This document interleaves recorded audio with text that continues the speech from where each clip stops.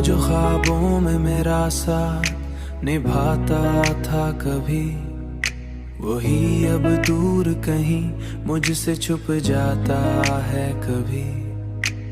मैंने चाहा था जिसे दिल की गहराई से, वही हर बात पे मुझको रुलाता है कभी।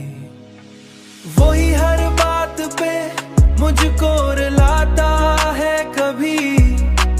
मेरी आंखों में जो ठहरा था सितारे बनकर, आज वही अश्क बनके बह जाता है कभी।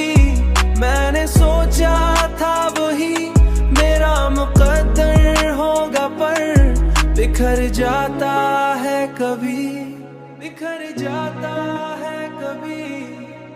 मैंने हर बार मोहब्बत मैं वफा की, लेकिन मेरे हिस्से में फकत दर्द ही आता है कभी। मेरे हिस्से में फकत दर्द ही आता है कभी।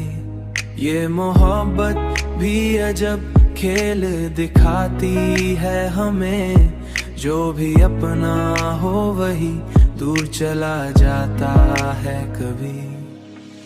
अब तो तन्हाई भी मुझसे ये सवाल करती है, तू जो हंसता था कभी क्यों चुप हो जाता है कभी।